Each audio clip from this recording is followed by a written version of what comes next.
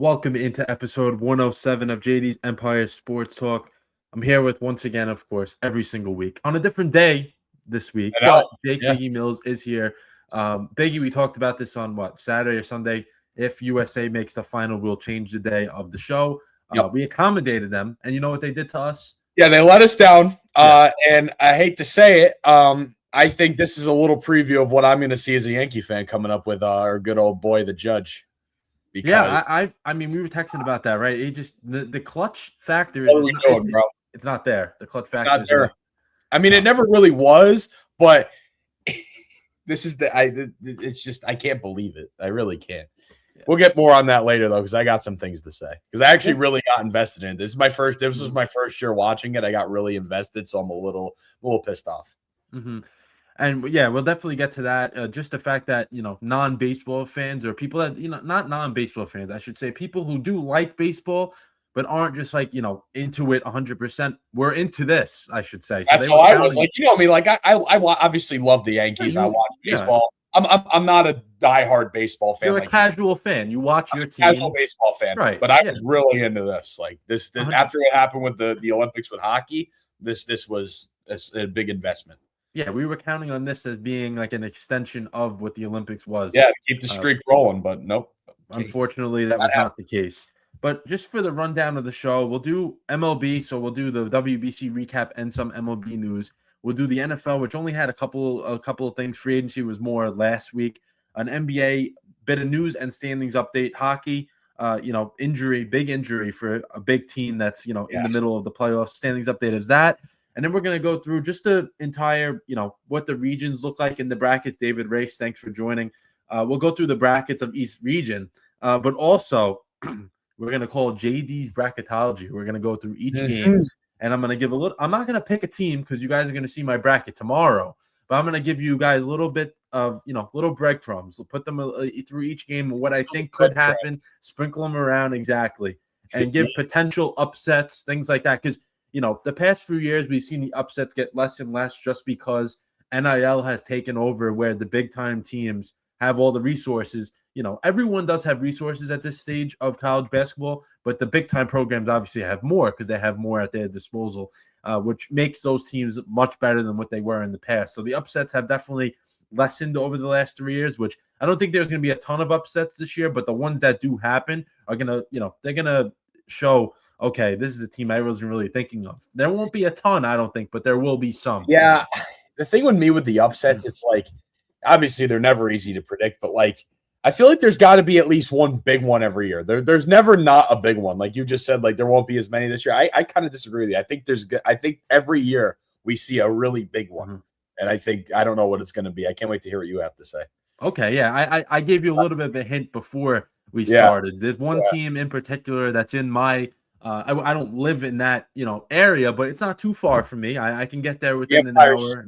Talk, the state. Yeah. It's in the tri-state area. So there is a team I like a lot, and I'm gonna give a few. I'm not gonna just say, oh, I like them, just because I have a few reasons why. Both on their side and also what they're going up against is some question marks with that whole situation there. But let's get the show started. Also, how you doing will be, we throw how you doing at a certain spot and we just do it anyway. So it doesn't really matter when we do it.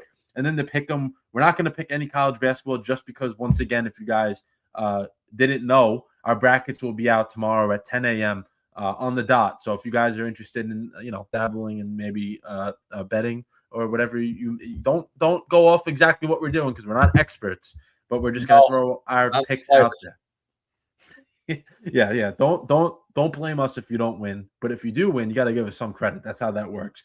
But myself, Biggie, Jet Specialist Ryan, or O'Ryan as Biggie likes to call him, DT and Corey will all of our brackets will be out for you guys to look at.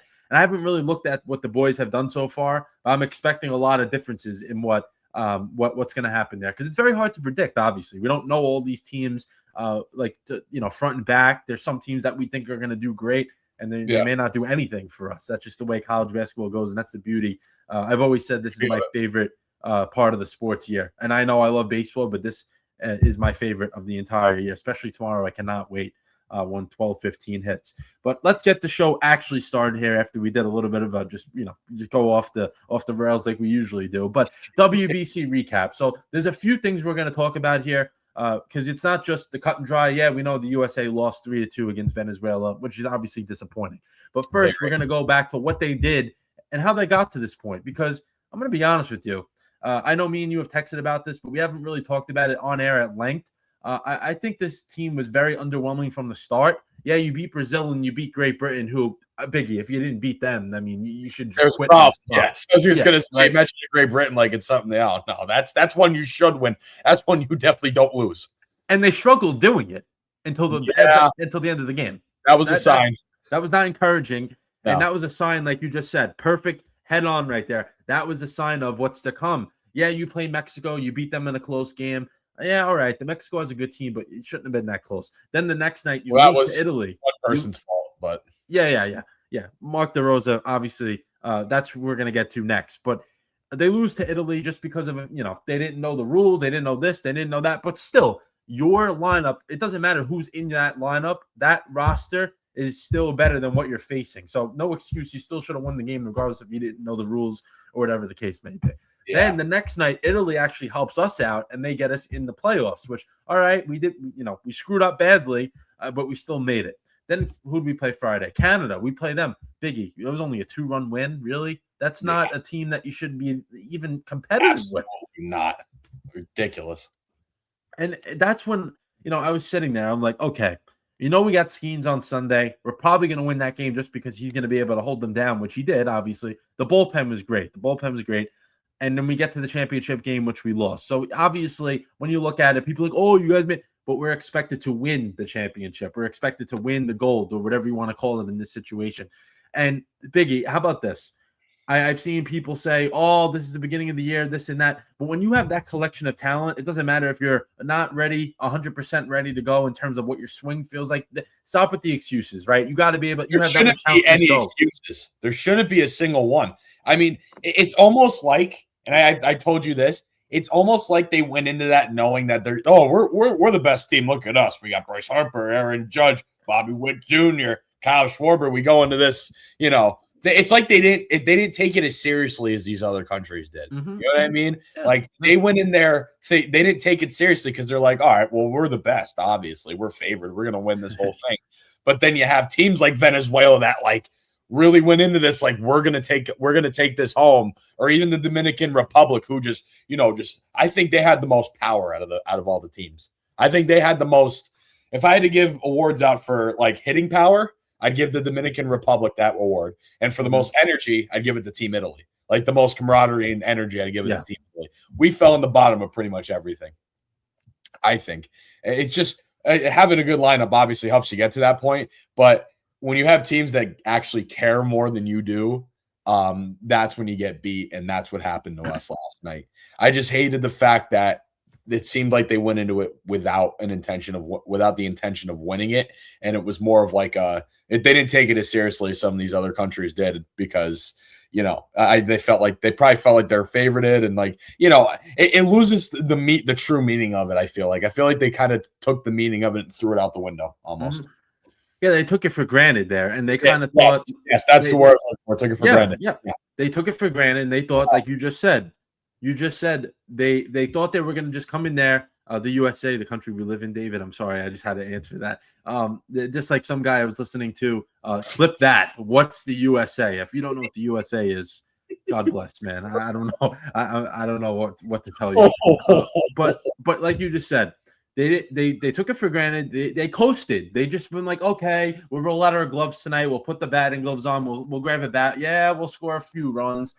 They lived and died by the home run. That was literally the only way they could score. Honestly, they didn't string hits together. But like you just said, like the Dominican team, yeah, they had the most power, but they were able to continue to get guys on base and get up and then hit that home run. The USA would just get, they would pick 1 or 2 innings out of the game and they would hit a couple of home runs, score their runs, and that's it. And that's all they would score the entire game. They wouldn't consistently, hit. And that lineup was designed to, hit throughout the entire game, not just home run after home run, which is you can't win like that.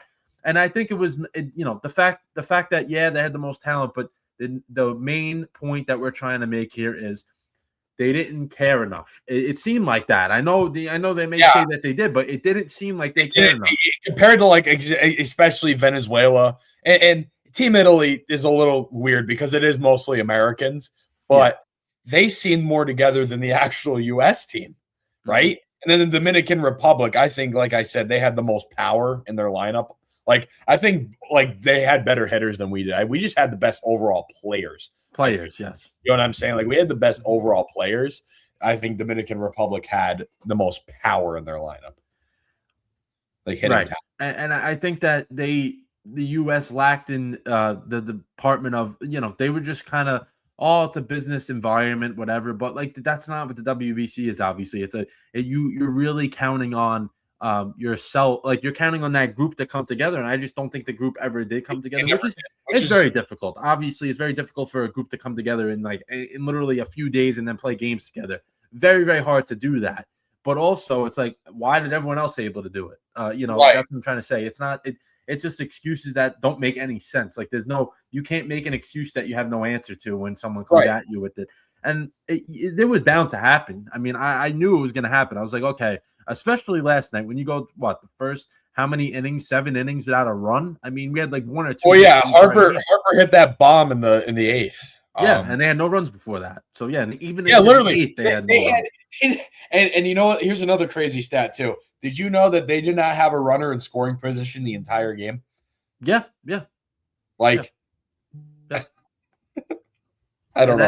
And that span also into the game before that as well against the DR because they hit the 2 solo home runs, and that was about it. They didn't score. They didn't get guys on base. It was just it was bound to happen and whatever. They should reevaluate. I would say we're being nice here because we kind of attacked them already. They should reevaluate who they actually want to put in charge instead of putting a guy that, I understand he played Major League Baseball. He never coached Major League Baseball before. That's a big difference. Just because you played doesn't mean you know how to coach, doesn't mean you know all the rules, doesn't mean you know everything. Yeah, you work on TV, you get to scout these players for your work purposes. Your work purposes is to show fans at home that aren't at that level of understanding of baseball. It doesn't mean you know how to coach. That's a different thing. Coaching in-game decisions, Mark DeRosa was terrible. I mean, the icing on the cake last night was when he lost 2 challenges in the 9th inning. I mean, that was a joke. That's just stupid. That's just not even that's just ridiculous. That's not you know what? I'll challenge it. Why not? I'll just lose it. The one tag at second, I understand. But then you do it again? Yeah. What are we doing here? How do you do that again? You know what I mean? Once is fine. I understand once. Tight game like that, you just tied it up. I mean, that was close. That was a close call. That tag at second, that was close. But when you go and do it again, it's just ridiculous. And look, it's I get it the way it's structured. It's difficult with certain guys having to get a certain amount of pitches, and you have to rotate pitchers. But come on, let's look back at the game against Mexico when Boyd was in there for pretty much the whole end of the game. We were live that night. He was getting torched on the mound. They didn't take him out, and you could have. It's not like they had to keep him in. They easily could have when we almost lost to Mexico. And then yesterday, I don't know, man. McLean looked terrible yesterday. Yeah, he was a little shaky. I mean, he was shaky. He was. For those 4 innings he pitched, he was shaky. I mean, and to be fair, obviously people are I know when I say this, what's going to happen. He's only had 8 career starts in the MLB. So the fact that he was starting at that stage, he hasn't been at that stage yet. He pitched 8 starts for the Mets when they were, going this way. Down you would know.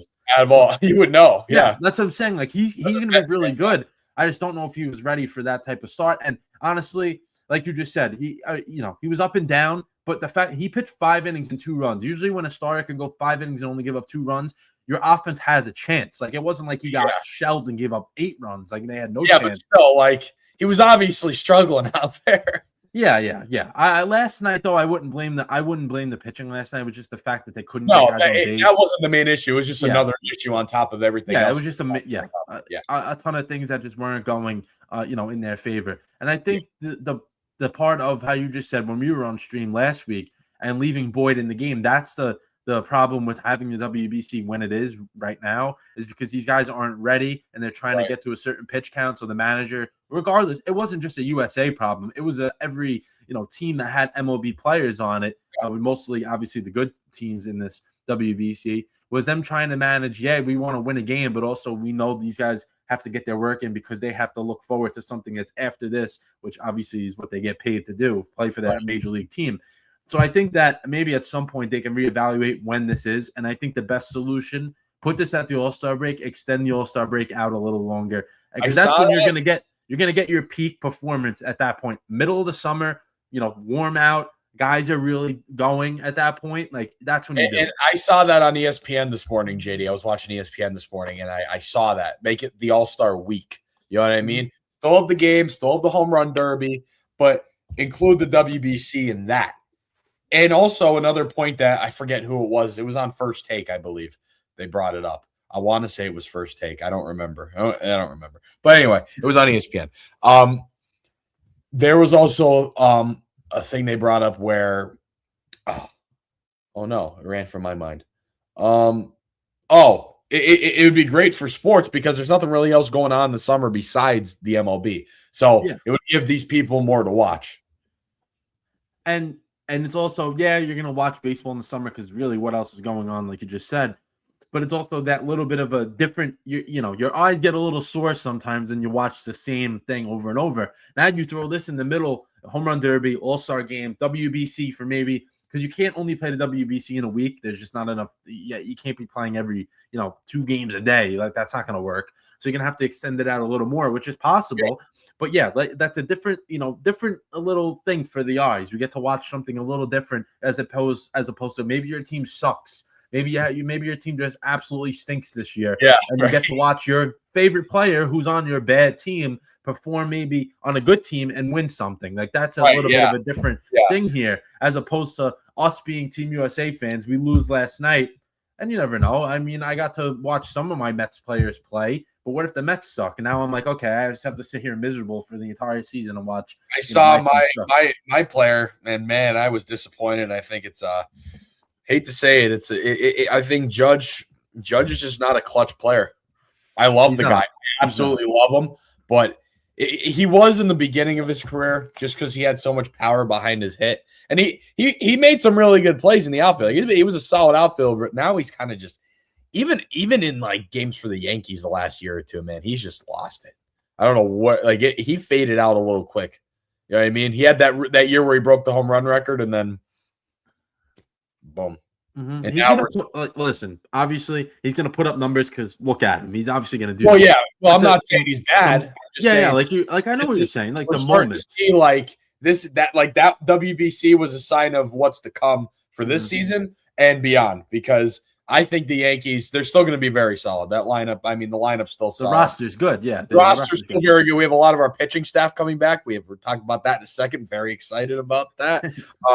But I think this is the Aaron Boone tell it all year, because I think if we don't at least get out of the wild card, or don't get out of the ALDS, I think he's gone.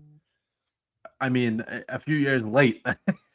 Almost a should have never hired him type thing. I actually thought he was coaching Team USA. I'm going to be honest with you. I actually thought that was him in the dugout. Yeah, him and DeRosa are both. Oh, they would be best buds. They would. I mean, they're both stupid. I mean, the guy can go. Like someone like Bryce Harper. Listen, I know he hit the home run last night. Had one hit before that. Oh, Bryce is the best player on the planet. Bryce Harper is very, very good. We know that. And we know he's a great player. If he only has one hit, what are you doing? do something different, What right? are we doing here? And then one of the best players in the league is not performing for Team USA. You're doing something wrong. And the fact is, like, all right, I understand last night you put him in. Obviously, you're just going to put him in the lineup because you are. That you can't argue that. Of course, why wouldn't you? But you say, okay, we're going to bench Gunnar Henderson, who was our best hitter of the entire WBC. By the Why way, was he not starting last night? Oh, because you know the analytics, right? So you have to have the analytics, which I'm saying Boone and DeRosa would literally lose 150 games if they coached together. I mean, they'd break an MLB record and lose every game. They would. They literally would. And a guy can go 0 for 85. Brain power.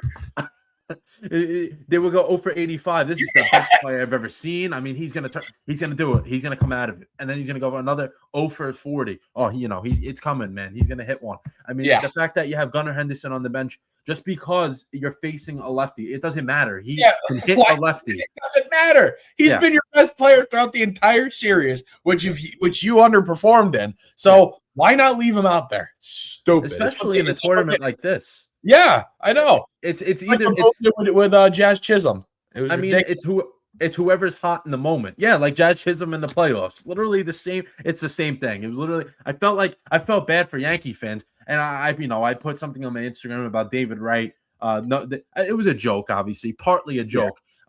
David Wright as captain of Team USA wouldn't let this happen, which obviously they won when he was there. So he did something. Right, yeah, of course. But it was a jab at Aaron Judge, of course. That's why I posted it. And I was also Aaron Judge isn't good. I'm not saying Aaron Judge isn't good. Aaron Judge isn't clutch. That's the point I'm trying to make. And it all goes back to that's what I'm trying to say here. I felt for Yankees fans. I felt you guys were I was reading through Twitter. It was funny because people who are Yankee fans on Twitter are like, oh, I feel like I'm literally sitting here watching a Yankees game in October right now. That's what it looked like.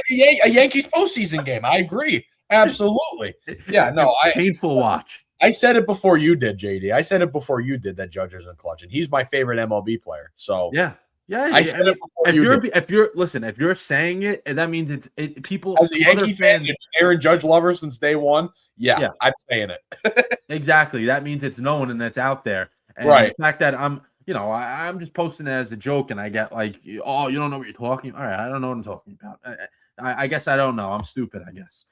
Whatever, man. I don't know. But let's do other MLB news. We'll stay actually on the Yankees. Garrett Cole throws a scoreless inning in his return today. So obviously we know last year. Good for Cole, man. I'm happy for him just because I like watching him pitch. Obviously, I don't like the Yankees. Everyone knows that. But watching him pitch is fun. And he, had Tommy John recovers to this point. For the Yankees, I think as a whole, me and CT are going to do a preview next week. But I want to get your take on this just because from the outside perspective, thinking about the Yankees right now, people were like, oh, they didn't make any moves. They didn't have to make any moves for the pitching because they have guys coming back from injury. They might not be back right now, but they're going to be back and they're going to throw well. I think they're going to be great pitching wise, but I think we should have made some more moves with our lineup. Like, I feel like with all the money we have and not getting to the point where we should have been. I mean, with this lineup, how have we not? We made what 2 World Series in the last 10 years? Yeah, right. Is it 27? No, we didn't make it in 2017, right? No, it's literally one now. So 1 World Series in 10 years with that lineup. I mean, and what's the closest we were before that? 2017. What, the World Series? 2009.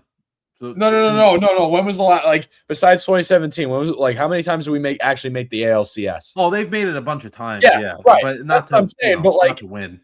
Yeah, again, with that lineup, they should have at least Judge should have two rings right now. I'm sorry. Mm-hmm. With the lineup we have and the pitching rotations we've had, even though the pitching rotations have changed over the years, but it's still they've been good every year. Every year they were good. It doesn't matter who was out there; it was good. And when you have a lineup with Judge, Stanton, and then at one point Juan Soto, at one point, oh my God, Aaron, you remember Aaron Hicks? Aaron Hicks, he was good for a little bit. Gary Sanchez was in his prime. Yeah. Oh my God! Like with those lineups, what were we? Jazz Chisholm last year. My God. And even Austin Wells been playing good too. There's guys that stepped up, like guys that like you think were going to be good. They just randomly stepped. You remember Luke Voigt, JD? Luke Voigt, he was he played a lot of time here in Scranton. I remember watching him at Rail Rider games, and then him going up to the big leagues and being a dog. Yeah, he was a guy for a little bit, but yeah, he was. I You think, know who else we had for a little bit? McCutcheon too. You remember we had McCutcheon for half? yeah. Like we got him. Andrew McCutcheon. Oh my Yeah. god.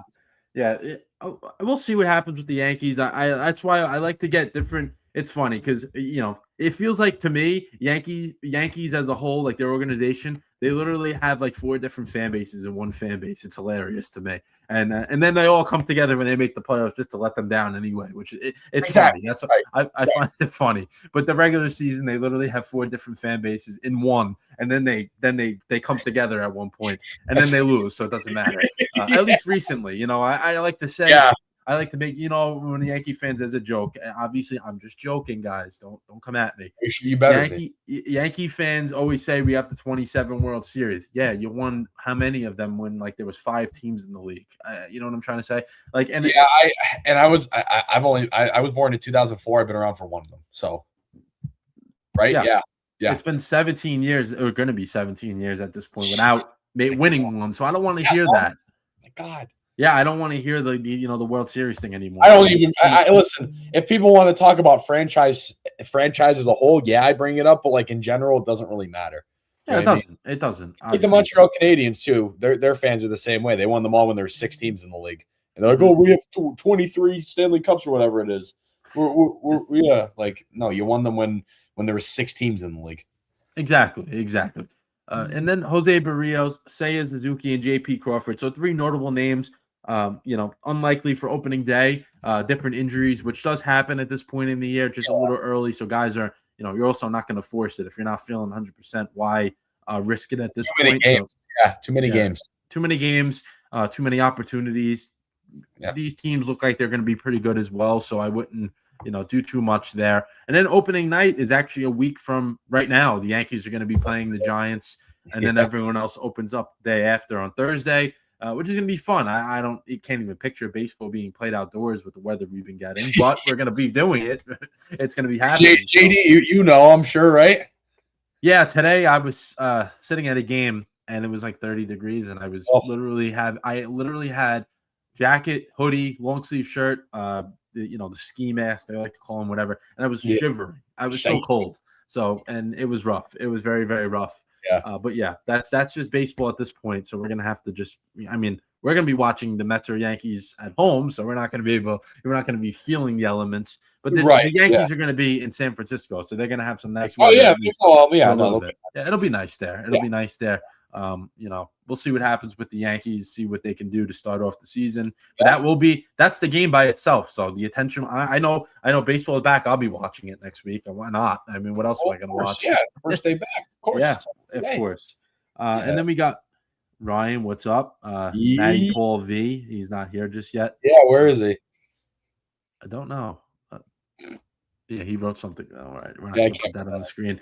Then let's move to the NFL. If you guys are just tuning in, this episode is going to be a little quicker just because there's not as much things to cover. But for the NFL, I was surprised by this. Not surprised by the name and the team trading this particular guy, but where he went. Jalen Waddle traded from Miami to Denver. Biggie, I wrote here. Tell me if I'm wrong. If I am, let me know. But for me, the 2 things I took away was win now for Denver.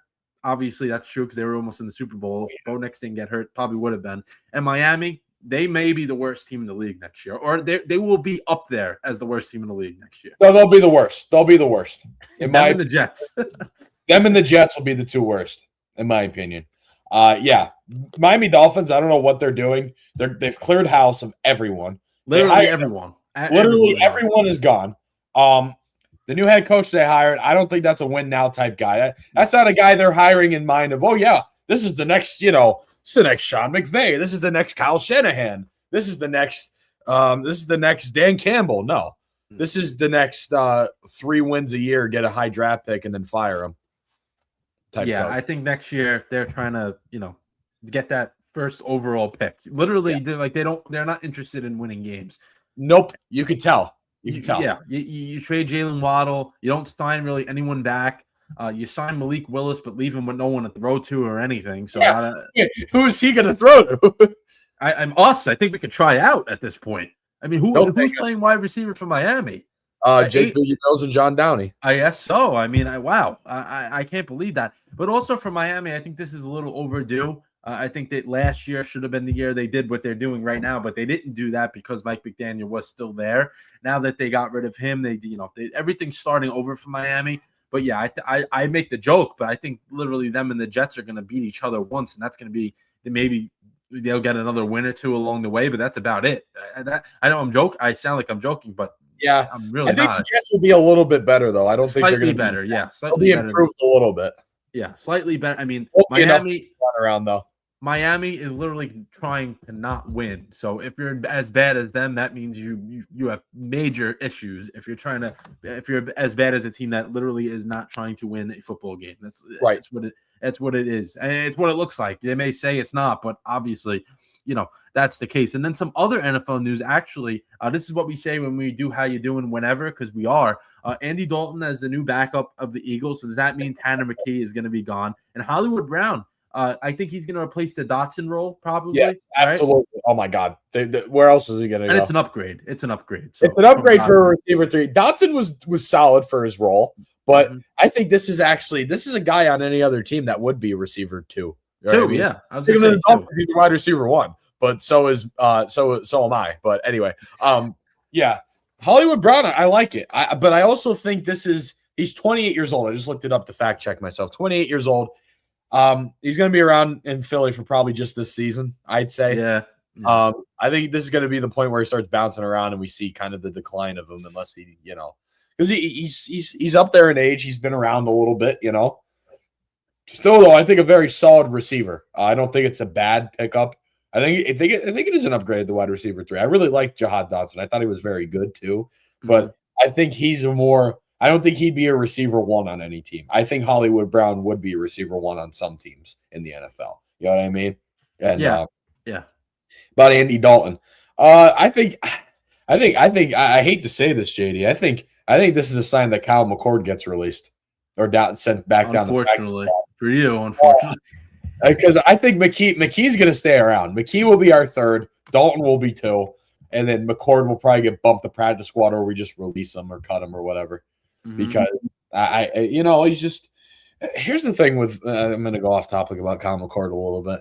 I don't know if he's an NFL level starting quarterback.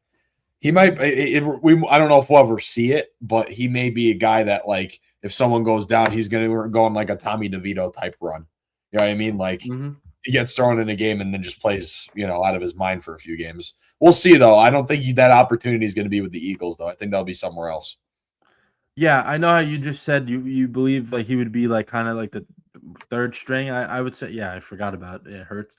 Yeah, he would be 3rd string, but it could be even trade bait at this point. Just like, yeah, we don't really need him here, but like we'll keep him, but we don't really need him. So he's gonna be a practice squad guy, and then after that, they'll probably just release him. Yeah, I think at some point some team may be like, you know what, we don't really like our backup. Why not? Let's bring him in. He's young. He could be a backup, like not a 3rd practice squad guy. Like no, he should be a backup. Yes, true number 2 quarterback. Yeah, I don't think he's I love him. Don't get me wrong, but he's. I don't think he's an NFL level starting quarterback. He was obviously not for an entire season. College, we know that, but just not. I don't think he's pro level ready.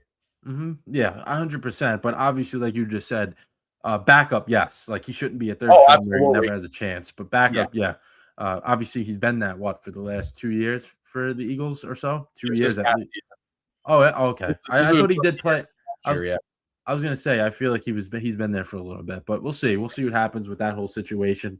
Let's go to the NBA, where Anthony Edwards is sidelined for a little bit, which hurts the Timberwolves because they are playing important basketball, just because the Western Conference literally changes every single day at this point. Just the season is almost over at this point, so that's why everyone is taking it obviously a little more seriously than they did maybe a month or 2 ago. And with Minnesota being the 6th seed, they're only a game from the 3rd seed, which not having Ant-Man there to play for them kind of hurts a little bit. But we'll see what happens. But Minnesota, they're a good team, 42-27, but that injury, I don't know how long he's going to be out for, because I think it's a knee injury too. And you can't just come back in like 2 days from a knee injury. Obviously, you're trying to play basketball. That's not going to work. So that don't work. That don't work. And if he did try to do that, he may hurt himself, even more than he is right now. Of course, yeah.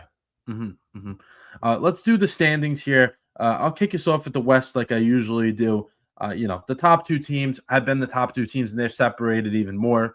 Oklahoma City, 54 and 15. Wow, I almost messed that up because I was so impressed. 54 and 14, 9-1 in their last 10 games.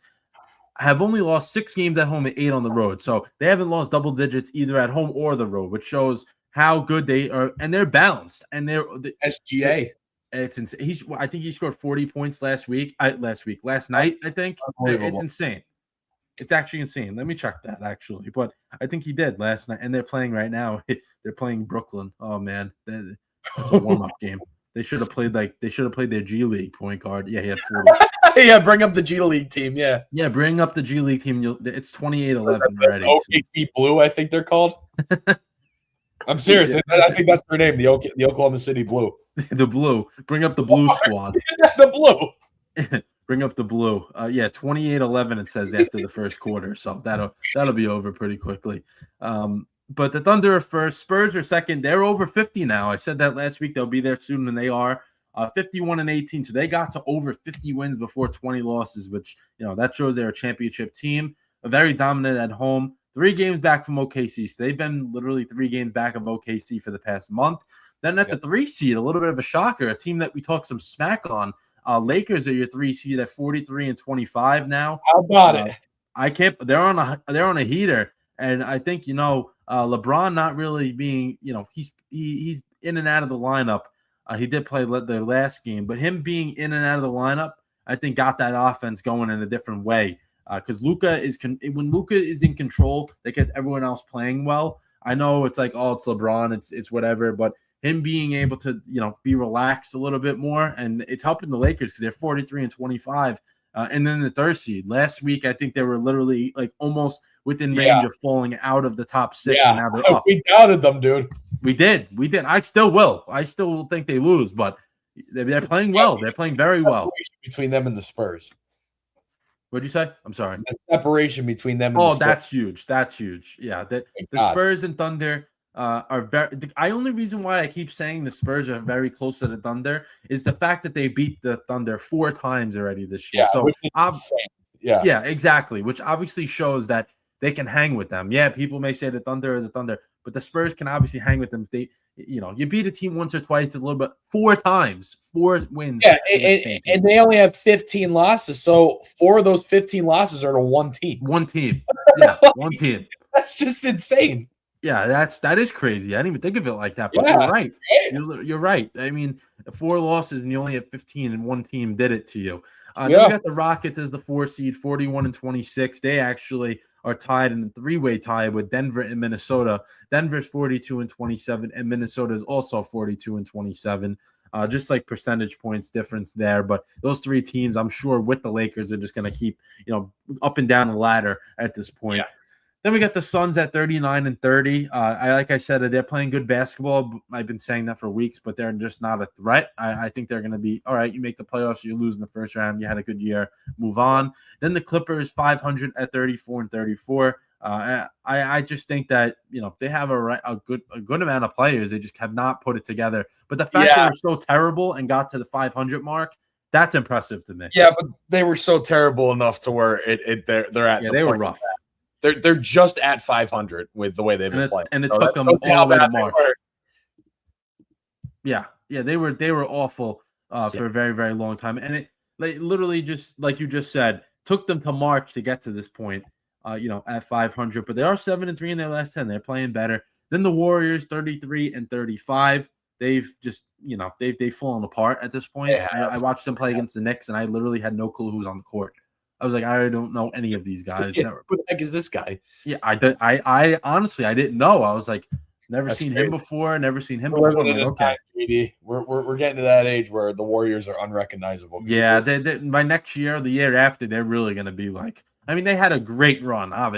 If you're a fan of the Warriors and you're complaining about this year's team, I don't want to hear it. You literally had a 10-year run of just greatness. Seriously, with two different kind of teams, or 3 different teams, I should say, because it was the Curry, Klay Thompson. Then you bring in Kevin Durant. Then Kevin Durant leaves. Klay Thompson leaves. Then Curry does it on his own.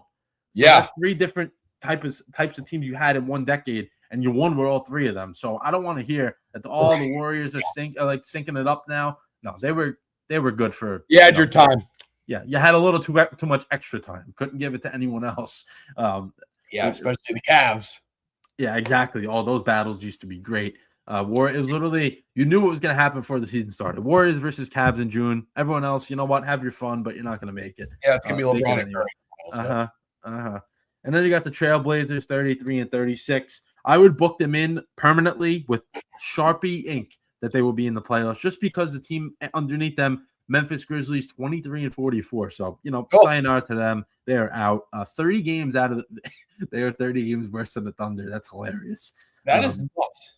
That is nuts. In the NBA season is crazy. Then we got the Pelicans at 23 and 46. They actually moved up a spot over the Mavericks, who are also 23 and 46. So they actually tied. I'm sorry. Pelicans have been playing a little better, but obviously it doesn't matter. Then we got the Jazz at 20 and 48 and the Kings at 18 and 52. So the West is a joke after those, those top They have teams. as many losses as the Thunder have wins. Yeah, they do. They're reversed. That's just crazy. Wow. That is something. What did we? Yeah, the teams are flipped. 18 and 52. Wow. Oh my God. Yeah, let's see. I was gonna say, and the best part is they played the Thunder the 5th game of the season, only lost by 5 points. Oh wow. That is insane to me. But what do we got? What do we got going on in the East? Because Biggie, I know we've been saying the top 3 have been there, but I think the separation between 3 and 4 is starting to. It's starting to inch in, JD. Yeah. I think we're starting to see where our teams are going to be lining up in the East. Yeah, but again, the Cavs have been a little shocking as of late, not playing the best. Yeah, kind of mid, honestly. Mid. They've been very mid. They have. Yeah, since when Harden got there, they were great. Now they're kind of shaky. So, but the Pistons, we keep saying, when are they going to fall off? They're still 4 games ahead of the team behind them, which is the Celtics, who I think could make a run, possibly. I don't know. I just feel like, obviously they were as good as they were without Tatum. Tatum comes back, they're just as good. But I just think it's going to take them a while to get acclimated back at it. You know what I mean? Like, I know you're saying, well, I remember the last time we did an episode, I said this. It's just like, I feel like you need time to acclimate. I feel like it's too late for them to like really get it all back together, like to have the power that they've already had and then add Jason Tatum more power onto it. You know what I mean? I feel like it's too late for that to gel together. If this was in like December, I'd say absolutely. That's different. It gives Tatum enough time to fully get himself back into the groove. I don't think there's enough time, because I feel like once he does, they'll be in a 5-game series in the first round and blow it. You know what I mean? Because they're not ready. They're not, at a point where they're going to be all at 100%. And I wanted to piggyback off that just because, as you just said, they're not just worried about right now. Yeah, they're playing the games, but they know what they're looking forward to. And the fact that Tatum hasn't been there until now, when you get deep into a playoff round, when you're in game 5, 6, or 7, and Jaylen Brown or Jason Tatum, who's taking the shot? And Jaylen Brown's been taking the shot all year, but Tatum's like, you know what? I'm taking it now, and they don't win. That creates problems. So that's something that we definitely need to watch. That can be why they lose, not because of talent, because of egos. Oh, I agree. And it's not even an ego thing, I think. I think it's more of a Jason Tatum getting back into the groove of things. You know what I mean? Yeah, that too. I think the ego thing also helps too, because Jaylen Brown's been doing everything, and now that's what I'm trying to say. Bring the best player back. I can see that, but I think it's more of a Jason Tatum getting back into it, because he was out for a long time. JD. Yeah, obviously, like May to this point. That's what I'm trying to say there. I'm not saying like if Tatum is full go, obviously he's going to take that last second shot. But of course, if he's still just trying to get himself back into it, he shouldn't be taking that shot. But you don't know if he will or not, and that's a big. You gotta look out for that. Yeah, and then below them is the Knicks. Hey man, I tell you what, I'm liking the fire right now. They're starting to play like I thought they should have all season. Finally stepping up. Yes, they're stepping up now, which is good. You know what I mean? You want them to step up right now. And the opposite of that is the team below them, the Cavs. I mean, 5-5 in their last 10. Just kind of fell off a little bit, man. Kind of back to how they were at the beginning of the year. I don't know. I think if it was a lightning in a bottle type thing. If James Harden doesn't have as much left in the tank as we thought he did. I don't know. But again, they're still in the position to do some damage in the playoffs. So we'll see. Toronto Raptors creeping their way up there. 4-6 though in their last 10. So nothing crazy. The Magic still where they are. There hasn't been much movement there, but no, not really. Yeah, I was gonna say move down a little bit. We got the Magic, the Heat, Atlanta Hawks. They've been on fire. 10-game win streak. Look at that. Look at the Hawks. They're ahead of the Sixers now. They traded that ugly mud away, and now look how good they are. Literally, I'm not even kidding. I'm like, they traded him that ugly mug of a face and his hair. I don't even know what his hair is. And yes, Trae Young. We're talking about Trae Young.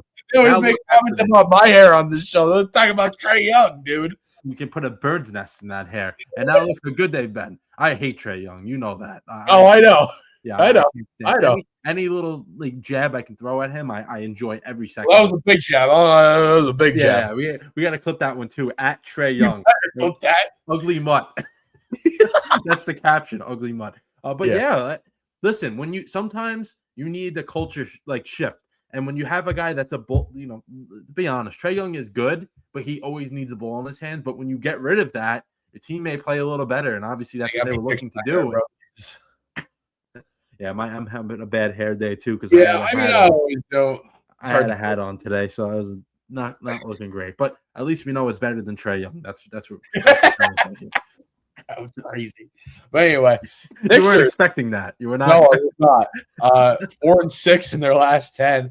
I just don't think they got it. And also, everyone's out of the lineup too right now for them. So that's also a factor in the stuff. The Hornets. Hey, I mean. It cooled down just a little bit. Cooled down a little bit. They didn't fully cool down. No, not yet. Not yet. It's like a stovetop. They went from like cooker went down a little bit. High, now they're on medium. Yep. They were at low all the way to high. Now they're on medium. So that's how I look at the Hornets right now. I don't think they make playoffs, but they haven't really. They cooled down a little bit. Milwaukee Bucks, the big separation there. Wow, I didn't even realize. Yeah, that got bigger. 10-11. That's a big drop off. Oh my god. 2-8 in their last 10. They're just not good. I don't know what it is, and they know they're not good, and they're not playing for anything right now. Yeah, they're kind of like what the Miami Dolphins are trying to do. Just like pretty much. we're all good here. Yeah, because out of the bottom teams, they probably have the most talent, I'd say, besides the Pacers. Yes. Yeah. Pacers, I'm not considering the conversation. They've been tanking since the first. Yeah, they haven't been interested either. They're still ranking from the championship run. The Bucks. I don't know what's going on there. They have the most talent out of the teams below them because the Bulls. They're okay, but I don't know what they are. They're not that good though. They don't have if you really look at their roster, they're not great. No. They were really good. They had that 6-0 run at the beginning of the year. I thought, wow, look at Josh. That was it. Yeah, that was it. I don't know. And then obviously we know the Brooklyn Nets are terrible. They're 2-8 in their last 10. I mean, and then this is just crazy. The Wizards and Pacers are both 0-10 in their last 10 games. They're on 13 and 14 game losing streaks. I mean, have we seen anything like this in recent year or what? No, I'm every time I see those two teams play, and I include Brooklyn in this, and just looking at scores, I'm like, damn, how can you? I don't even think it's that difficult to they just want to suck, or I think they just suck. I think the Wizards just suck. The Pacers aren't interested. Pacers are out of it. Yeah, and the Nets are just embarrassing. Genuinely are trying. They're just bad. Yeah, pretty much. And I can't wait because the Knicks play the Nets Friday and the Wizards on Sunday. Oh, that's a good game for you. Oh, I think we beat the Nets 10 in a row at this point. Yeah, it's great. It is terrific. I love it. Doesn't want them there. Oh man, I can't wait. But yeah, that's the NBA standings. We got about a month left of the regular season. I would right, almost about a month left of the regular season at this point. And then we got the playoffs. Obviously, I'm trying to decide when I'm going to do the next Knicks stream, which may not be this week or next week, just because the schedule is really wacky, and I know March Madness is going to take over the weekends now for the next couple of weeks. Is kind of in full swing now. It's a little tough. Yeah, so we gotta obviously pay our respects to that. But I'm thinking maybe the Rockets Tuesday night game at the end of March. Maybe we can end March off on the right foot and have that maybe, because the Rockets are good, obviously. But we'll see. We'll see what we can get to. And also these games coming up, Brooklyn, Wizards, Pelicans. I don't think anyone wants to watch us. They're not going to be great games. They're not going to be great games at all. No. The Knicks should take care kind of a business. bad stretch, like obviously good for the team because it's games that they're winnable games. Very winnable. You have to win them. Have to win them though. That's the problem. See, I'm like, we'll stay on the NBA. I just want to bring this up. Like, yeah. With that though, that just got me thinking. Like, is that going to affect them because they're playing so many of these games in a row? They had to slip up once, right? I hope not. I mean, I hope not either. Look, but it's possible. I mean, you can be beat by anybody. We've seen that in every sport. It's possible. There's so many games. It's like the NHL, the NHL, MLB, and NBA are all similar in that aspect. You can lose to anybody on any given night. The NFL is not really like that. That's a little different, yeah. Yeah, the NFL and college football is a little different, but and even college basketball is different because there's not as many games. But the NBA, especially the MLB, which again, that doesn't. If you lose one game, it doesn't really matter. It matters more in the NBA and the NHL. I'd say the NBA and NHL, MLB is out of that conversation. The NBA and NHL, you can lose to anybody on any given night because the amount of games with that type of environment. Because baseball, I don't know how you feel because you play it, like you actually play it. Would you say like games are like compare it to like a basketball game or a hockey game or even a football game? I feel like the games are just weird because like you can play, like sometimes you play in college, you play double headers. You know what I mean? You play a team that's not very good. You win the first game by maybe 10 runs. The next game you lose by 7 or 6. It's like, you know what I mean? I feel like it's a weird sport in that way because there's so many games and like, at lower levels, there's double headers and stuff. And like, I don't know. It's so different. It's a great sport. That's what makes it unique. That's why it's great. But it's so different on that level. I just thought about that. I'm going down a rabbit hole. No, I like that. I mean, we like we said, we don't always stay on script, and that's perfect. That's a perfect way to put it. Because you look at the next schedule and you're like, okay, they should win. The next 5 games on top of what their winning streak is at. But you're not gonna. It's not a guarantee. You have to actually go out there. You have to actually beat this whoever. And they're also they're NBA players just as much as you are. You may be better, but it doesn't mean they can't play. Obviously, you never know. What team's going to show up, and it's very, very possible. But yes, they should take care. That's the key word. Should take care of business. Coming up. Let's go to the NHL. Where we got Leon Draisaitl from the Oilers. He's out for the rest of the regular season, and when you look at the standings, which we're going to get to in a second, they're tied for first place, so that hurts them a little bit. It hurts them quite a bit because they've just gotten up to that point now. They started the year off a little slow. So they were already struggling with the lineup they have, and they were finally getting it together. And you lose a guy, it's not McDavid you're losing, but I'd say your second best, right? I'd say him. I think so. I'd say Draisaitl's their second best player. So you lose that. That's not good. It's not a good time to lose them. It's really not, especially when Vegas is knocking on the door.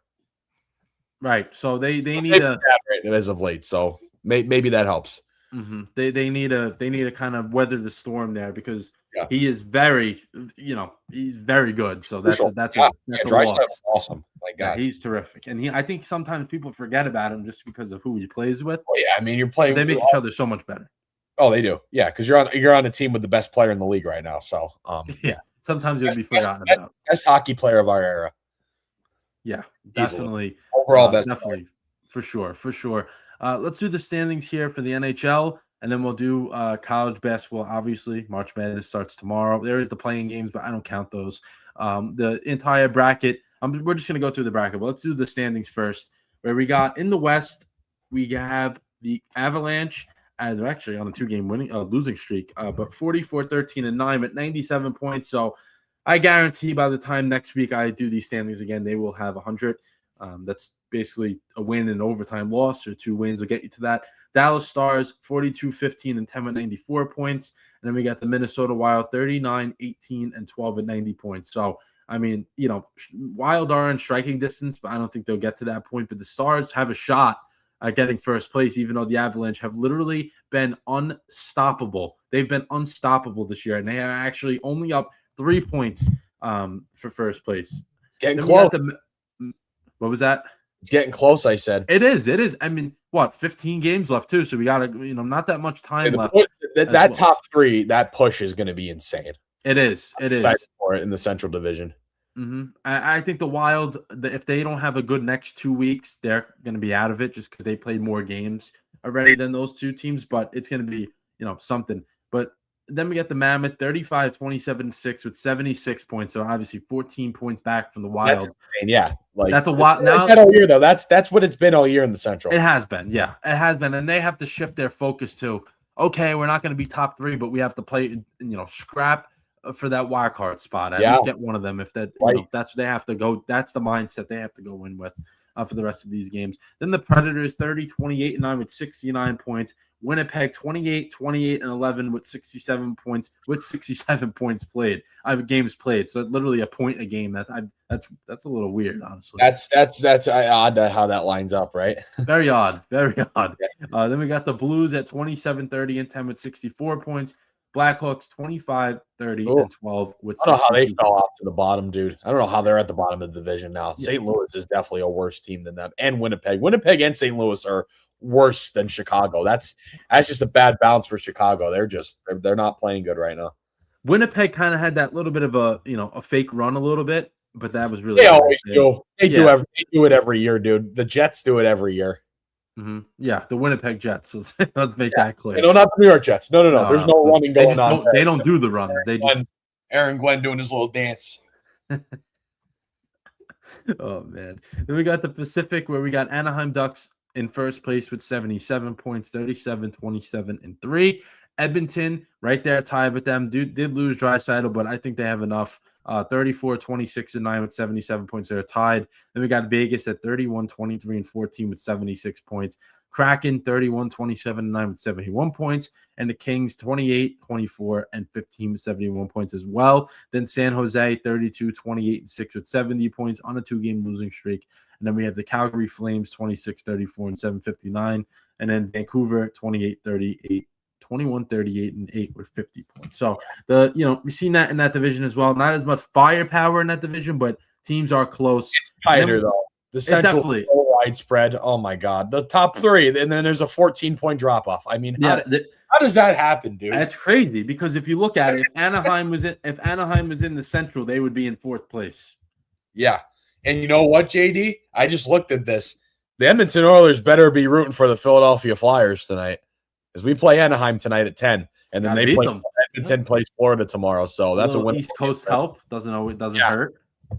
We might do. We can play spoilers to the Anaheim Ducks winning the division tonight. That would be something. But yeah, in the particular playoff standings, Avalanche first, obviously Stars and Wild, then the Ducks, Edmonton, and Vegas. Then the wild card. The Utah has a 5-point advantage, so that's something that changes just because last week it was closer. 5-point advantage is a huge thing in this part of the season. Yes. Kraken are in the playoff spot, are tied with the Kings though. Then San Jose, Nashville is right there. They're only 2 points out, and Winnipeg, they're on the outside looking in, but only 4 points out. So as bad of a season they had, they're not totally out of it just yet. Which is crazy. That tells you a lot about the Western Conference. So. Yeah, it's wide open. You see those teams. Tells you a lot about it. Yeah, exactly. Because you see the teams at the top, but everyone else does have a chance of doing something. Yeah. What do we got going on in the East? Because I know that the teams, it literally feels like a certain spot there is changing every single day. But it is, and my team is close to it, but we'll get to that in a second because we got to talk about the freaking Buffalo Sabres. 42-20. This might be my honorary team. I'm going honorary team for them. I'm going with them for the rest. Yeah, because the Flyers might not make the playoffs if they don't. Obviously, I mean, I'm glad I bought this shirt. I think it was a sign of the time. But I mean, dude, I'm ready to go whenever need be. Oh, nice! Look at that. I say I'm a Sabres fan. Partially, they're my second favorite. I've said that multiple times. That's a nice T-shirt. Oh, I love it, dude. I wear it everywhere. It's great. It's the old logo, the goat head logo. I love that. It looked my favorite logos in all of sports. The Buffalo Sabres goat head logo. It's incredible. But yeah, so and they're incredible too. Just haven't fallen off at all. And usually it's like they found the streak that they get every year and they just kept rolling and rolling and rolling. And the thing is, they've always had the talent. It's just now they're finally playing all together. Thompson, my God, I can't believe it. It's amazing. I love it. It's awesome to see. And then below them came out of nowhere, the Tampa Bay Lightning. 3-7 their last 10 though, but to be where they are compared to where they were at one point in the year, look at that. They're going to get in the playoffs. Incredible. Montreal, I think personally, JD, they're the most dangerous team right now. Like they're the biggest threat to the Sabres or Lightning right now, personally. I just think they have the most juice, to be honest with you. Looking at the wild card, I'm really and like looking at the two teams that will get in the wild card and the other top three. I think Montreal is a sleeper because you get into. I'll get into the wild card in a second, but again, just I'll get back to that. Boston Bruins not fully out of it. They're grinding right now. They're grinding out games 4-3-3. So, but they are on a 2-game losing streak. But they're making a push, dude. They really are. The Bruins are making a push. I like them too. I think they're going to make some noise. The Detroit Red Wings, obviously they're good. They've been all year. I think they kind of fallen off though. I think they're one of the coldest teams right now. To be honest with you, even if they get a playoff spot, they're one of the coldest, which could change. We could see some change happen there depending on what goes on in the Metro and how the Ottawa Senators finish out this season. Because they could possibly get in the playoffs. Imagine seeing the Buffalo Sabres and Ottawa Senators play each other in the playoffs. I wouldn't believe that. What world are we living in with the Buffalo Sabres and the Ottawa Senators playing each other? Yeah, I wouldn't have never believed that. Where we see that, right? Like, what's going on? This is crazy. Brady Tkachuk and Tage Thompson, USA teammates playing against each other in the playoff series. We never thought that would happen.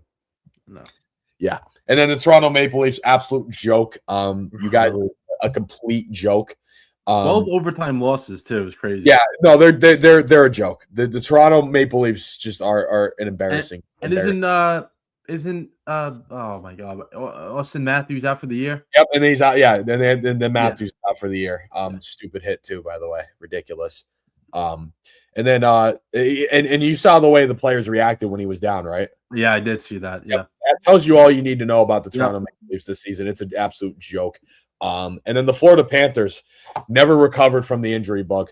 Guys came back, couldn't play up to par. They never recovered. They couldn't recover, and they're not going to make the playoffs, which is crazy. They just won 2 cups in a row. Your time was good, Florida. Now you're back to the relocation rumors. So Here we go. All right, let's go into the Metro where we're going to see a little bit better hockey besides the bottom 2 teams. We have the Carolina Hurricanes at number 1, who I think will make a little bit of a run, but they're not going to win the whole thing. That's just my opinion. This happens every year. You know, they get to a certain point and then they fall off. 90 points, though, which is insane. It's crazy to think Carolina, I'm going to keep going back to it because it's just crazy, especially as a big hockey fan. Buffalo Sabres and Carolina Hurricanes both have 90 points. 90, yeah. Again, what world are we living in?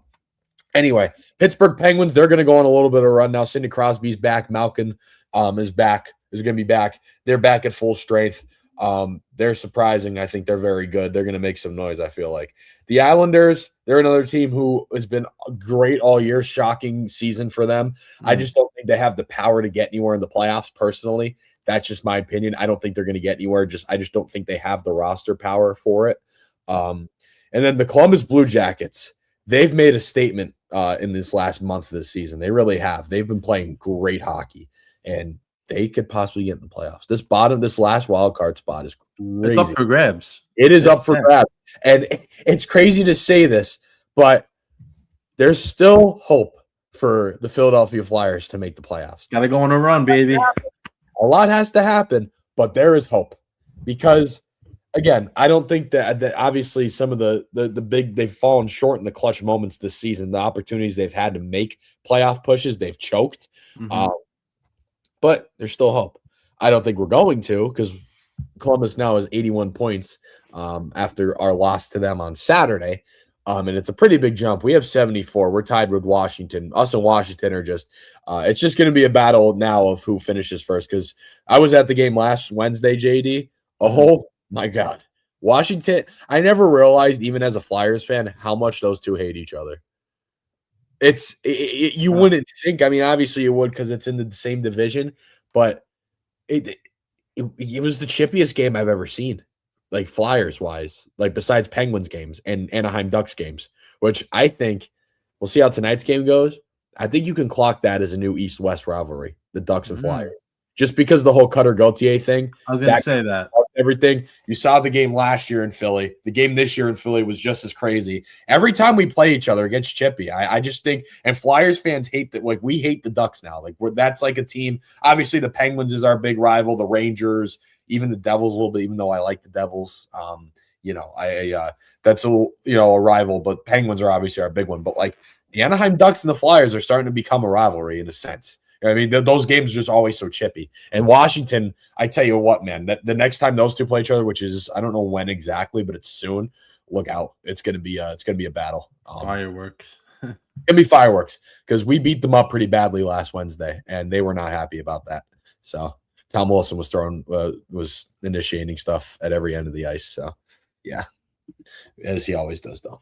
But anyway, yeah, Washington Capitals and Flyers. They're totally not out of it. I think they are. I think they are close, but I don't think that either of them are going to make it. It's going to be either Detroit, Columbus, or Ottawa. And then below them is the New Jersey Devils, most disappointing team ever.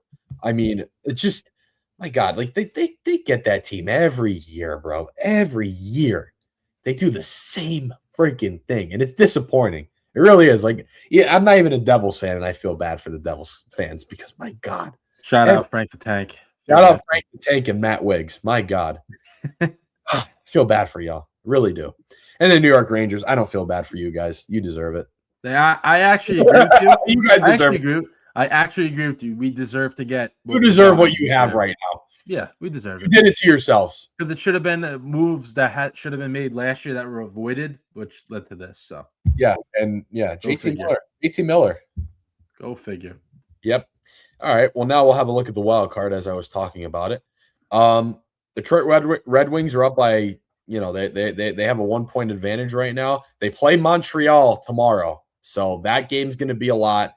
And then Columbus, they're only a point behind, and they play the Rangers. So that's a win. I'm saying right now, I don't know what's next, but I think Columbus takes that playoff spot come Friday morning. We're going to see the Columbus Blue Jackets in a wild card spot. Bold take. Let's see. I think so. Just get ready. I was going to say also the Bruins and the Red Wings are both tied, so it's not like these teams that are out of the playoffs are looking up at one team. They can get to both because it's the same. Yeah. And then the Bruins play the Jets, and I have more confidence in them than I do the Red Wings, to be honest with you. So I think it's going to end up being Bruins Blue Jackets. All right. Yeah, Ottawa's kind of lurking, but we'll see. And then Ottawa's fully not out of it. I don't think they're going to, but they've been okay. They're 7-1-2 in their last 10 on 2-game win streak. So we'll see. The East is getting very interesting. The West is just not it yet, except for Edmonton and Anaheim. That's really the only thing, and the top three in the Central. Personally, though, I think I made this take a few weeks ago. Kind of a bold one. I think the Minnesota Wild win the Stanley Cup this year. So Minnesota, book it. Let's clip that too. Clip it. Making bold predictions tonight. At me. Quote it, clip it. Minnesota Wild, 2026 Stanley Cup champions. So we got the Wild as the 2026 champions.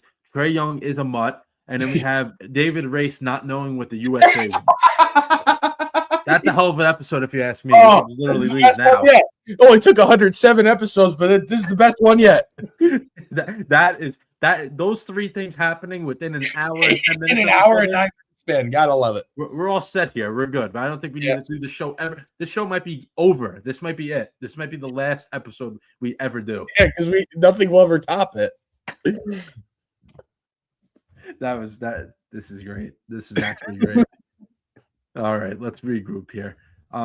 It's March Madness season, everyone. Tomorrow we'll kick off the real games. I know there's games going on. Two yesterday, two right now. One right now and one a little bit after that. But the real games start tomorrow at 12:15, and obviously go all day tomorrow, all day on Friday, all day on Saturday, and all day on Sunday. So we have 4 straight days of beautiful basketball with unknowns, people we do know, coaches we're familiar with, coaches that we're not familiar with, which is the beauty of this whole thing. So we're going to go through just the first round matchups, just because there's no reason to, do potentials right now, just because that's for you guys to see tomorrow when we pick that. But we will do the matchup based things, and I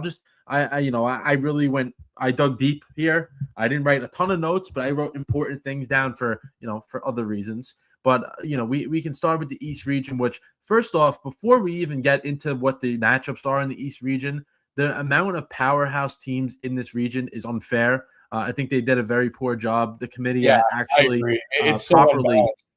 I don't understand why there's 2 teams from the Big East in the same region when there's only 3 Big East teams total. Those should be 3 different regions they should be placed in. Don't understand that. Yeah. But we have, just to name a few: Duke, UConn, Michigan State, Kansas. That's St. John's is a 5 seed in this region. UCLA is a 7 seed. I mean, Louisville, I'm not too sold on them, which I'll get to, but they're in this as well. We have a lot. We have a lot going on here. But in terms of the matchups, Duke versus Siena, obviously, I think we can all agree that Duke is very good regardless of who's starting for them in this game coming up. They're a deep team. They have a ton of talent. They won the ACC championship in that tournament. The regular season, obviously, they won, but the tournament they won without 2 of their 5 starters stepping on the court for a single minute. So they got that. No, if Jerry McNamara beats Duke. I would love that. I would love that, but if that happens, would be amazing. But it's not happening. Yeah, if that happens, I'll jump in the river. Like I naked or something. I don't know. There's no way that would be more, I think, insane than when Virginia lost as the number 1 seed to the UMBC. Oh my god, I remember watching that game. Oh my god. This I believe would be even more of an upset than that. Because Duke has been so dominant. But you never know, obviously. Then Ohio State versus TCU. I was looking at this really, really in depth because the 8-9 matchups are always something that is a toss-up. Obviously, the 8 seed and the 9 seed matching up against each other. I put TCU with the question mark in the sense of Ohio State got the firepower. They got the 2 top guys. They have talent there. But TCU, in this tournament, if you look at this as a whole, what the good teams provide, depth, defense, and 3-point shooting. TCU has depth and defense. They don't really shoot too great, but the depth I think is huge because if you have you're facing, really good guys on the other side, if you don't always have to have the same guy guard them, you have different types of players out there and you let those guys guard.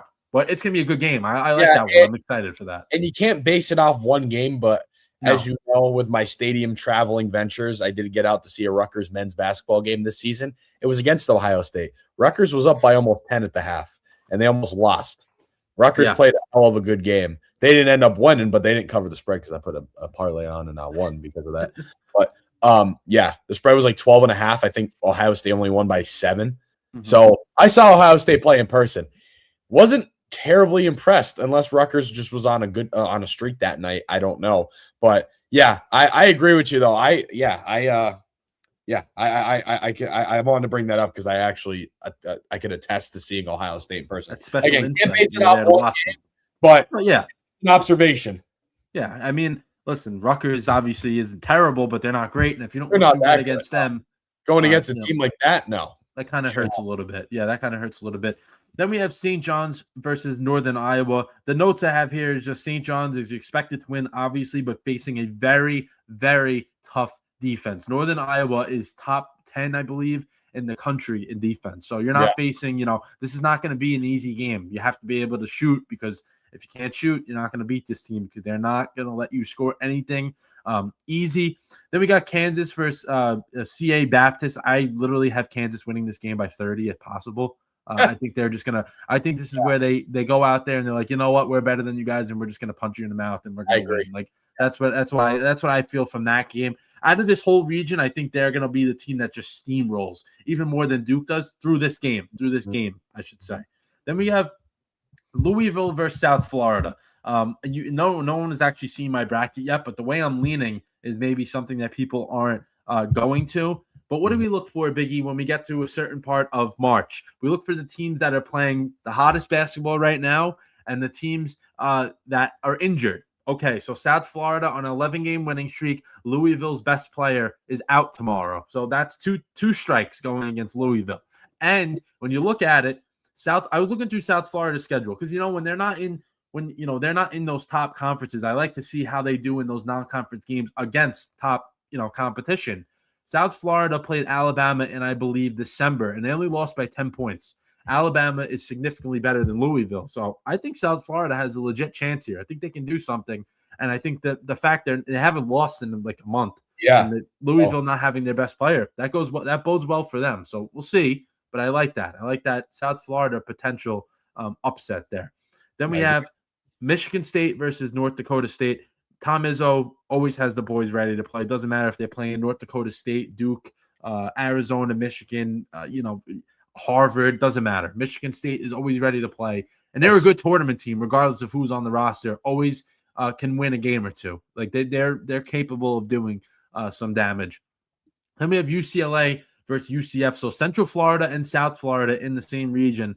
I think it's a sneaky trap game as well, but I can't believe that South Florida and UCF upset both happen in the same region. One, I think, can, not both.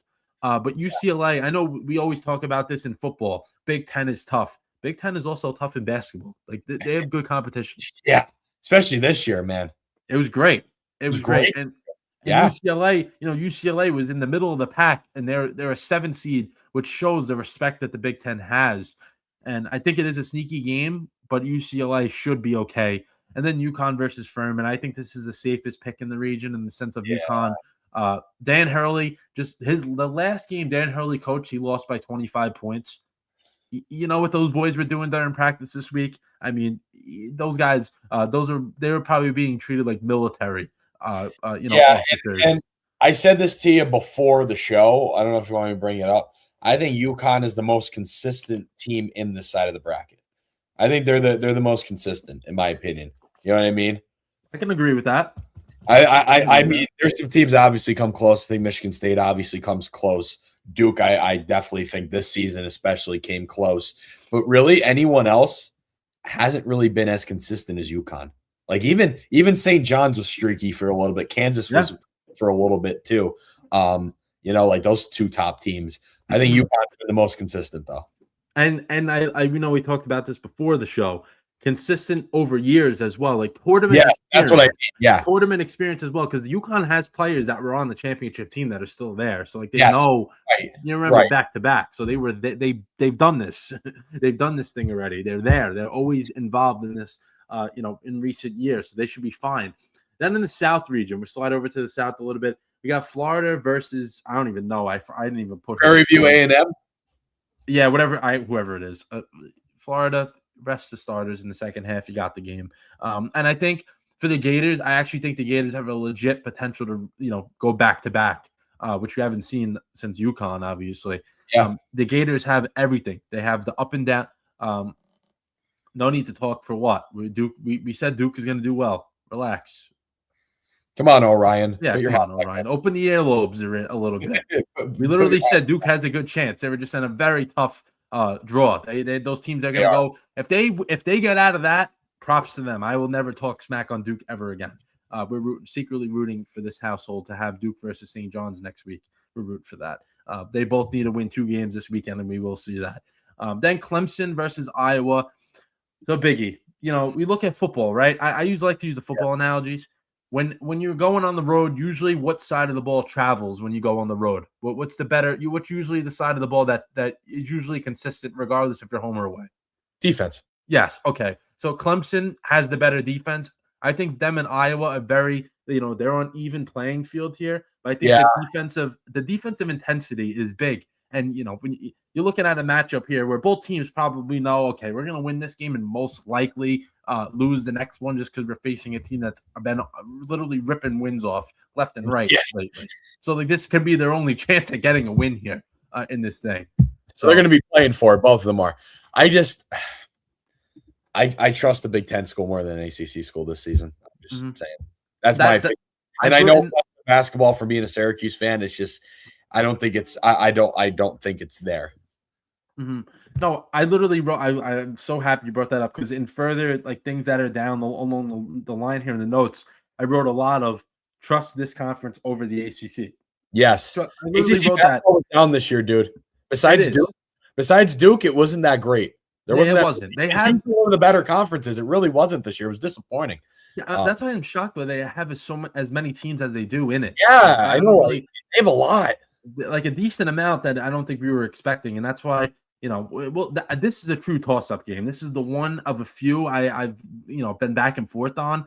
I think Clemson is definitely a toss-up. Clemson versus Iowa toss-up game out of this whole weekend. Then we had Vanderbilt versus McNeese. I know McNeese did win a tourney game last year. I actually picked them to win that game. Don't see an upset happening 2 years in a row. Vandy is locked in and they're playing well. I think they're going to get this one. Then we have Nebraska versus Troy. Nebraska should win this game. Different styles of play. Nebraska is a very Big Ten style, obviously. Slow it down, run the offense. Troy likes to go up and down. And I was looking at it. Who did Troy play in the non-conference? I was curious. They had multiple opportunities of beating tournament teams that are in this, and they didn't beat one of them. So that kind of tells you something. That's obviously going to tell you something, and it obviously doesn't just go away. It translates to March Madness and the playoffs too. Yep, and they lost by double digits in most of those games as well. So they try to challenge themselves, and I listen. They're happy to be there, but I don't know if they're up to that challenge just yet. Then I'm so confident in this one: North Carolina versus VCU. I really, really like VCU in this one. Haven't locked it in just yet, but I love the Rams. Full agreement with you on that. I love them. I love them. And look, I just think I wasn't impressed with UNC this year. And we said excessive amount of ACC teams. How are they getting in? I think this is one of the teams that we're going to be like, wow. They're going what? down? Are they a 6 seed? Are they a 6 seed this year? 6 versus 11. 11, right? Yeah, 11.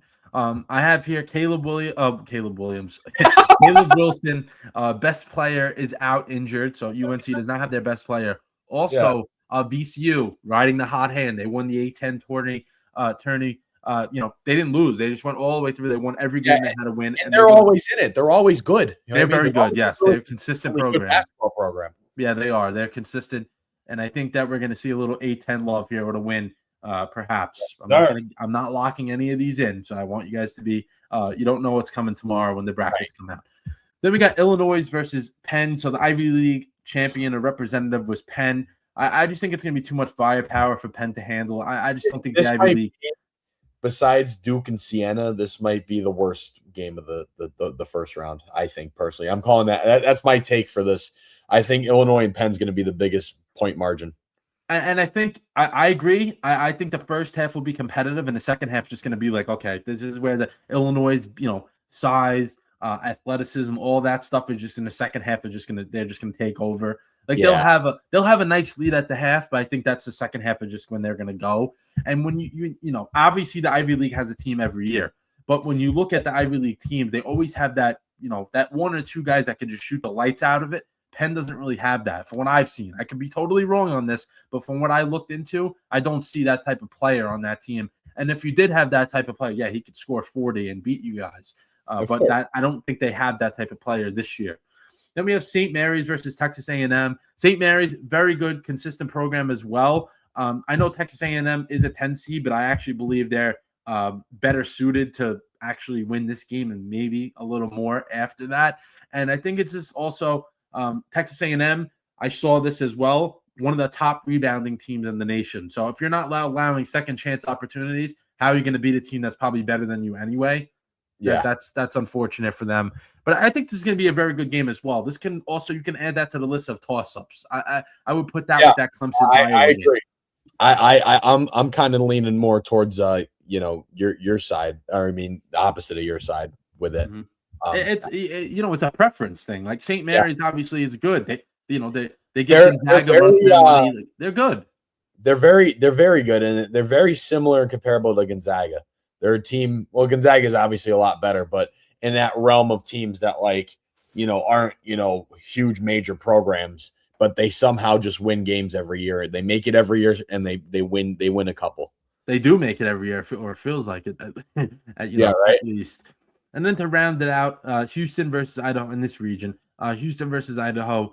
I think the Cougars have just become vets in this thing. They're there every year. And Calvin Sampson is a great coach. He's really one of the best in the in the the college basketball world as a whole. So I think Houston's going to be they're going to take care of business and they're going to move on as well. Let's go to the West region where I got Arizona versus LIU here. I just put Arizona's just been the most consistent team in the nation this year. They were the team that was predicted to be at the top, and they're one of the few teams that didn't move. They stayed there and they won their games that they had to win, and they played really well. I don't think this is going to be an issue for them. And if LIU is an issue for them, they're not going to go anywhere, obviously, if they have a problem with this game. Yeah, I'm still, though, I know the spread's bigger, but I'm still saying Illinois and Penn's the biggest blowout of this first round. I think this game will be closer than that. Not by much, but I just see a little more power from a school like LIU compared to Penn. You know what I mean? I see a little more firepower out of them. Not much, but a little bit. And, someone like LIU, they don't get a ton of exposure in this setting. Right. So you don't know what they're like. That's another thing, too. It's the mystery of them. Right. I mean, you don't really know what you're getting with LIU. You don't. So I think the mystery of it is also playing a factor in why I think Illinois and Penn is going to be a bigger blowout than Arizona and LIU. Mm-hmm. I like that one. Yeah, I like that a lot just because we don't know. That's the unknown. Yeah. Then we got Villanova versus Utah State. I don't know how I was laughing at this actually just because I've watched Big East basketball a lot this year, obviously being a St. John's fan and watching Villanova play. Kevin Willard, who coached at Seton Hall a few years back, he has brought everything he used to have with them in terms of the style of play, scrappy, get in your face if you have to. And I don't think that's for every team to handle, and I don't think Utah State can handle that. So I literally put somehow Villanova is the underdog, and I actually think Villanova wins this game by 10 points. I like them a lot. Keep doubting the Wildcats. You'll see why I'm saying that tomorrow. Okay, yeah. Biggie likes Nova. Let's just leave it at that. Then we got Wisconsin versus High Point. High Point was in it either last year or the year before, and they've been in it a couple of years, and they've won some games too. They've been pretty solid in the tourney. Yeah, they have been. I just know one of the years I was like, oh, they're gonna win, and they didn't. They lost by a lot. So I'm gonna say, Wisconsin just battle tested. They're just that type of team. Like they're in a Big Ten, like we talked about, that is scrappy every game. And Wisconsin, when things get a little too sped up, they're gonna slow it down. They know how to run an offense, and they will score some points without having to, pace up and down the court to get layups every 2 seconds. I agree. Then the next matchup, total opposite, Arkansas versus Hawaii. Arkansas loves to go up and down the court when they can. This may be a hot take. I think Arkansas is the most dangerous 4 seed in this whole thing. I think they are that good. I think they can actually win the championship. I'm going to be honest with you. That's not a horrible take because if you look at the other 4 seeds, we have Alabama, Nebraska. We'll get to them. They're a mess right now. Yeah, and Kansas. This is put them with Kansas. I don't know. Well, what Kansas team's going to show up? That's what I'm trying to say. Yeah, well, that's kind of where I see where you're coming from because we don't know what we're going to see with the Jayhawks. So yeah, that's not a bad take. I still think Kansas is the most dangerous 4 seed though.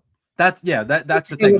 What could happen? Potential, yes, because they have their best player either is going to play 40 minutes or he's going to be like, I'm good. I'll play 15. Like you don't know, right? You don't know who's going to show up for him there.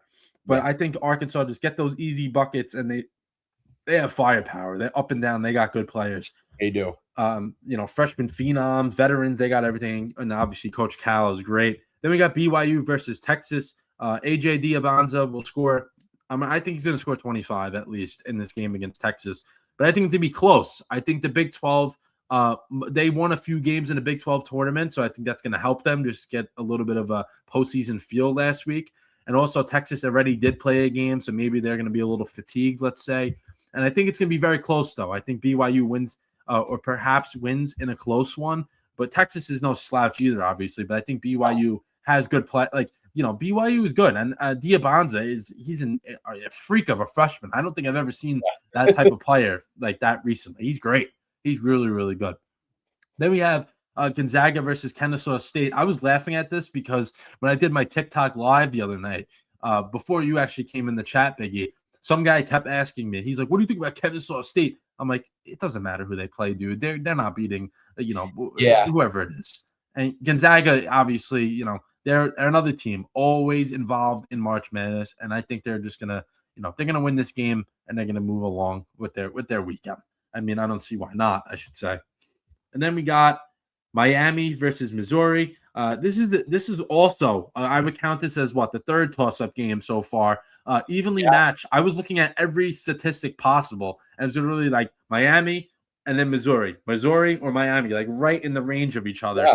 And I think that Missouri, they were on the bubble of like being in the play-in, not being in the play-in, and then Miami of Ohio lost, which bumped Missouri up. I think that confidence from the committee, like, you know what, we believe in you guys. I think they're gonna play well. I like what they can do. I like Miami a lot. I've seen them play obviously throughout the season. I'm a big fan of what they got. So I literally would take a coin in this game and just throw it up in the air. Yeah, I agree. It's gonna be good. It's gonna be really, really good. Good opening round game.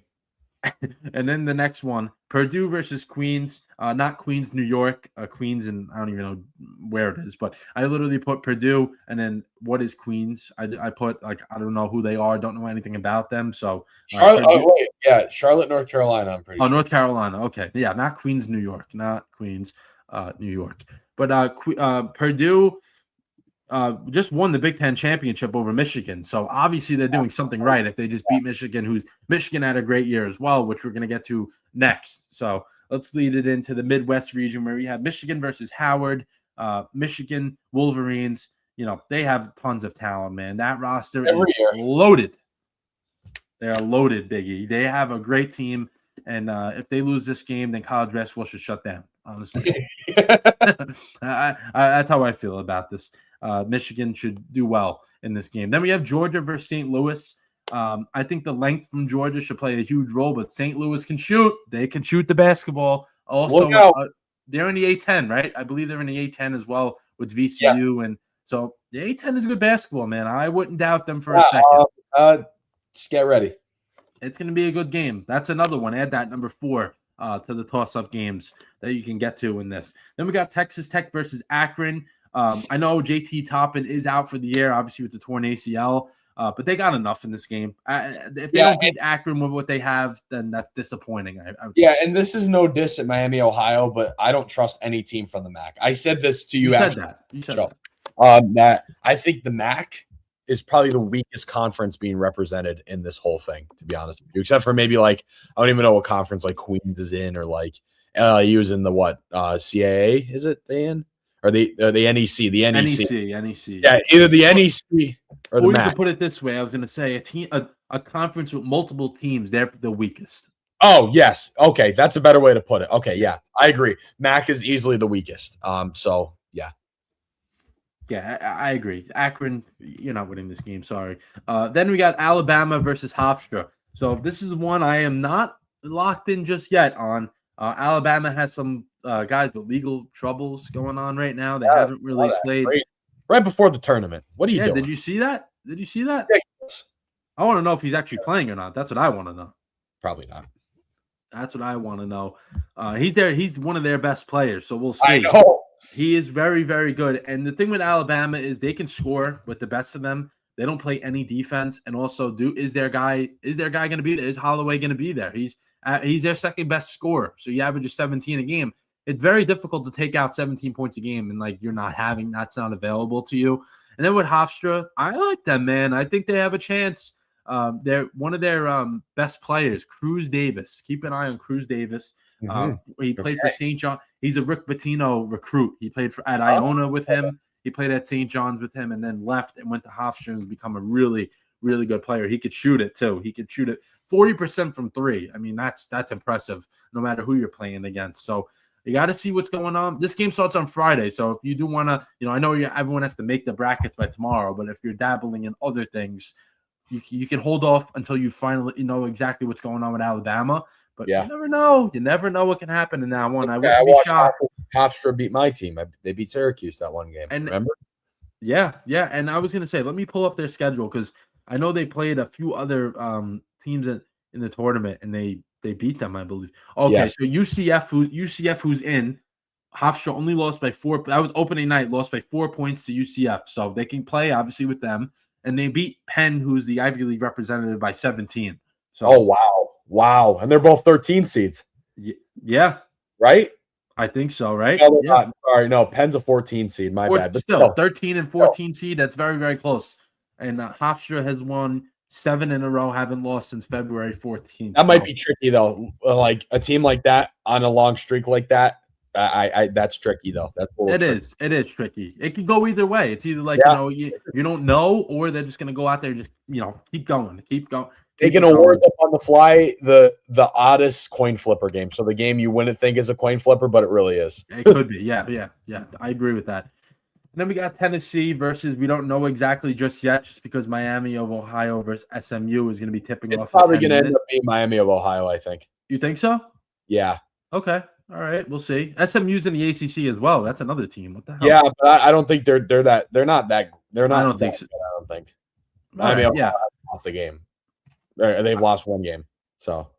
Yeah, they lost that one game literally last week, actually. And then we got Tennessee facing whoever that is. But Tennessee has some impressive wins this year. They beat Houston on the road.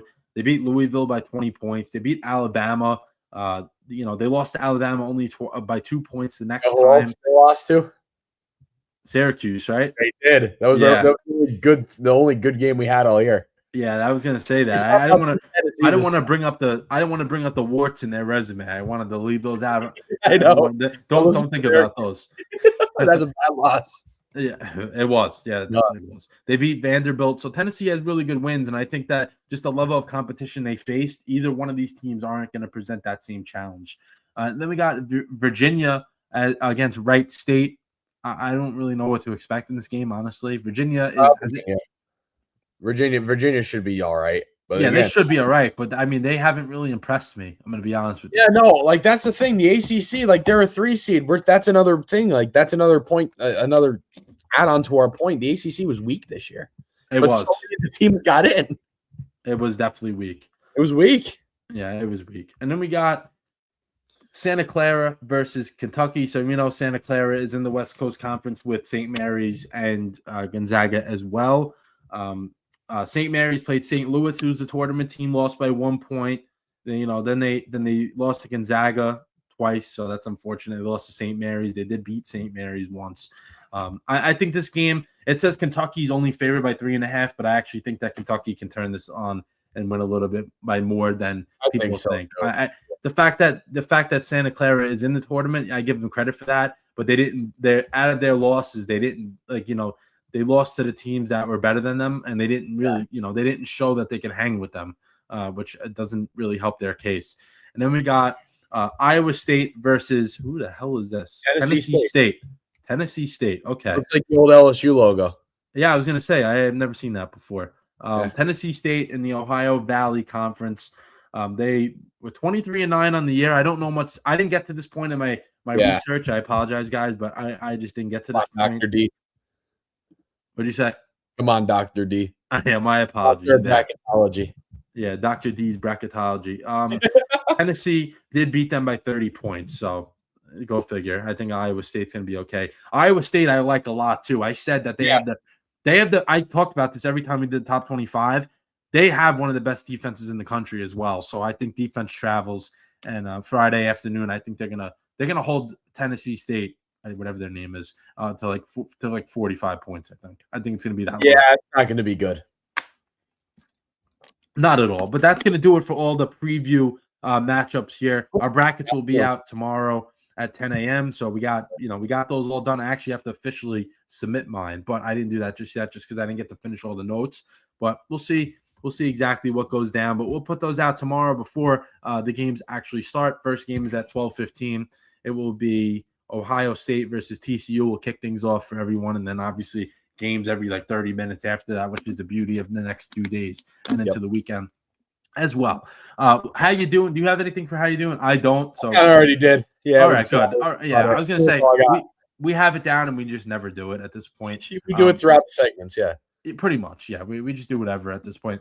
And if anyone wants to know what I feel about the Jets and other things, you can watch episode 106 from yesterday. I talked about the Knicks and the Jets at length. I'm not going to repeat myself. I feel like I'm losing my voice right now. Too much bracketology. Too much bracketology. Then we got the pick'em. So let's sign it off here with the pick'em. I'm at 35-25. Biggie is at 29-31. We're going to pick the Lakers versus the Rockets game, which is tonight. I didn't know that they actually played each other 2 nights ago, which I would have avoided that, but I didn't know until like a few minutes ago when we were doing the standings in the NBA. I'm going to go with the Rockets solely because the Lakers literally just beat them in the same setting, same court, everything, the same matchup, literally the same thing. I think the Rockets will split this one. They're not going to lose 2 in a row at home against the same team. I don't see it. You know what, man? I'm going against you on this. I think the Lakers win again. It's just the way they're hot. They're hot right now. So give me the Lakers again. I think them being in the same environment actually might make it worse, to be honest. Make it worse for the Rockets? I think give them an advantage. Or being at the Rockets, yeah. Them being them being in the same arena. I think it actually helps the Lakers, to be honest with you.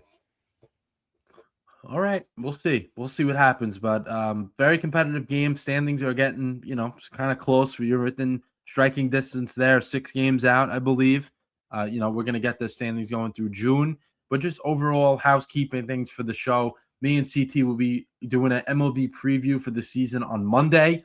Me and Biggie will be back on Tuesday, just because we only switched just because of Team USA playing. We'll be back Tuesday. Opening day is Wednesday. So Tuesday night, we're going to preview opening day a little more. We're going to recap what, the 4 days of March Madness that are ahead of us. We'll preview the Sweet 16, Elite 8, possibilities and all that stuff. But Biggie, any final thoughts we got here before we send this one home? Nope. I'm all good. Great show. Got a lot of clipping to do, JD. Oh yeah. I got to get to work. I got some things to do tonight. We had some good ones. We had some good ones. Yes, we did. For sure. I'll get to work on those when we sign off here. But I just want to thank everyone once again for supporting the show. Instagram, TikTok, YouTube, Twitter, whatever you guys want to do, go out there, follow, like, subscribe if you want to, come at us for any takes we put out there. We take it with open arms. Yes. Episode 107 is over. Thanks for watching, guys.